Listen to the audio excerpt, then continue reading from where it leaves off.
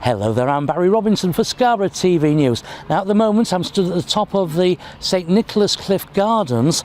Down at the bottom there's all sorts of things happening as here on the top, because it is the Remember Scarborough weekend. I think we should pop down there, talk to John, who is one of the organisers, and find out exactly what's what.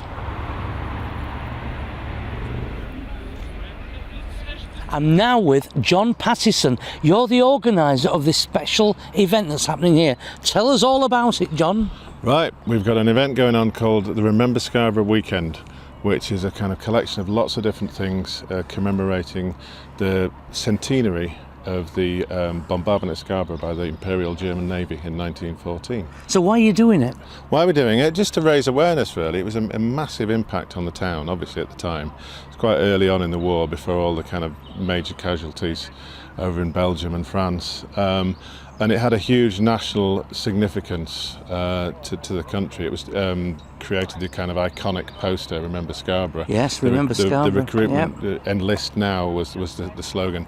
And it was just, I think, the idea that there was outrage in the country that a small kind of gentle watering hole on the east coast had been attacked in such a way. Scarborough was actually torpedoed later in 1917, and by then the casualties on the front were so bad that it barely got a mention. But at that point in the war, it was a huge impact. And the story, we're not really engaged. We talk about the war and we contextualise it in terms of what happened historically. But the main thing we're talking about is the impact on the townspeople and the resilience of the people of Scarborough, and how they dealt with what was a major blow. So what are you doing behind us? We're getting ready for the afternoon and the evening today. This afternoon we've got Pierrot Show that I've written, which is just to kind of celebrate the work of Will Catlin and his troupe of Pierrots who used to be on the South Bay Sands here. They were very popular 100 years ago. They were very popular. Yeah. There's some nice stories about them. We've got kind of mixed cast. We've got girls and boys. Originally it was just boys. It was like the original boy band, really. They weren't allowed to date, or if they did date, they weren't allowed to tell anyone. They were supposed to be like, come across as being always available, which is quite a nice bit of the history. But we're just doing a bit of a fun kind of romp with some songs about donkeys, a bit about the castle. We talk about it being 1914, and everything's kind of sunshine and happiness. And then that leads us into this evening where we get to the real story of the bombardment. So it's just kind of a thing to lead us gently into the big story tonight. Because you had a big screen here last night. Yeah, we've got a giant screen courtesy of Yorkshire Pop-Up Cinema, who've kindly come on board and helped us out with a really nice projector as well. And my son, Liam Watt Patterson, he's put together the images for the show. So it's kind of it's like a multimedia musical docudrama. We've got 4 actors on stage. We've got a local lad playing the trumpet, me on lots of keyboards, the reason I wanted to do it, apart from telling the story, for me musically, I've got this obsession with trying to sound like a full orchestra. So we try and make the sound of a full orchestra and a choir with me and 4 people. Yeah. And up at the top of the gardens?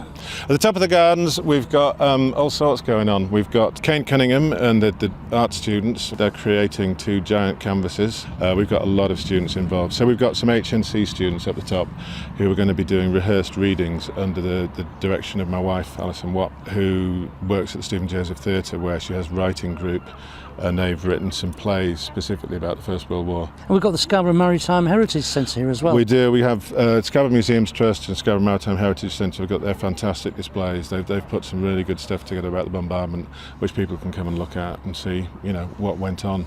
And that links in with the ongoing exhibition at the Art Gallery, the Remember Scarborough exhibition, which runs till early January, where people can go and see, a fantastic display, including the 2 bells from the 2 German battleships that did the bombardment. So it's a very evocative display.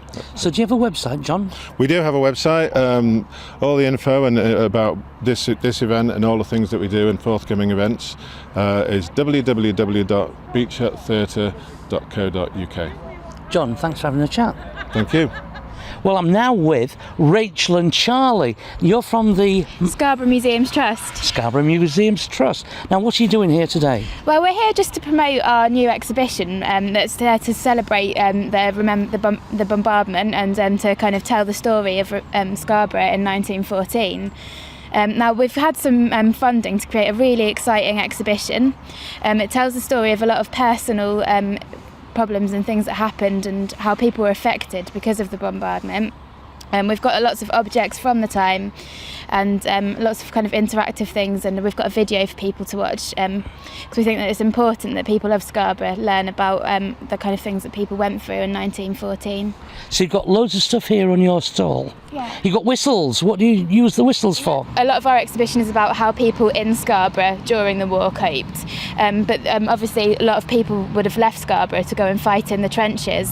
So a trench whistle is something that everyone would carry with them, obviously to get attention and if there were emergencies in the trenches. So. Trench orders as well, a little book there. Yeah. Those are, again, another replica. It tells you all the kind of things that they would have had with them in the trenches as well. So it's a piece of history that you can take home for a really reasonable price as well. OK, well, thank you very much indeed. It's lovely to talk to you too. No problem. Thank you. Have a good day. Thank you. I'm now with Kane Cunningham, and we're at the top of St Nicholas Cliff Gardens. Now, Kane, paintings, art students, what's happening? Well, today we're part of the event organised by John Patterson, which is to commemorate 100 years since Scarborough was bombed. And what we're doing is a painting response, an artistic response to this, on two very large canvases. And what we've done is invited the degree students from the fine art course here in Scarborough to come along and to paint their response, which so far is going very, very well. Well, the big pictures. Yeah. Well, the reason why they're big paintings is that war is epic, and we wanted these paintings to reflect some of the epic nature of war. And if we could paint them bigger, we would do. I mean, but these are the biggest paintings we can get in the side of the van. Really, it should be 8 foot by 12 foot canvases. How good would that be? Fantastic. Yeah. Mind you, they're pretty good as well. Well, these are talented students. I mean, but what we have here this year on the degree course are lots of talented students, local students who've decided to stay here in Scarborough. And we're giving them a challenge, and it's also part of their programme of study, and it's also involved themselves in kind of community arts, and it gets them a sense of what it's like to paint in the public and have a dialogue with the public, which today is all it's been about. What I like about this painting is you can actually see the headland with the castle on there being bombarded. You know, you can tell that is what it's supposed to be. Well, that's the whole point. I mean, it's slightly abstract. I mean, what we're trying to do is kind of rush it a little bit to try and tell the story of the last, I guess, 100 years. And the idea behind this is that we're going to paint the warships 100 years ago and then bring it right forward to the present day. So we're going to look at some of the issues around the world in terms of maybe the Middle East. But what's more important is that we want the students to reflect upon what's happening to some of the most vulnerable people in war, which is mainly women and children. So what this is for the next few hours is the kind of base coat, so to speak, and then we're going to invite many of the students and many of the women and the kids as well to come along to put the final imprint onto this, to really do a kind of expressive painting about how they feel related to war. And in some sense, it's a message to the children and to the women of the Middle East that, we're with you and we support you, and that's the idea. So when the paintings are finished, where are they going to go? Well, they'll go back to Westwood campus, and we're hoping that there's an exhibition at the moment at Wood End at the Art Gallery. So we're hoping that one of these, or even both of them, will go on display so people can have a look at these paintings. But we're certainly going to photograph them and put them on the website for Yorkshire Coast College. Kane, thank you very much indeed for having a chat. My pleasure. Well, 100 years ago, Scarborough was one of the very first places to be bombarded, and we are remembering it here today. I'm Barry Robinson for Scarborough TV News.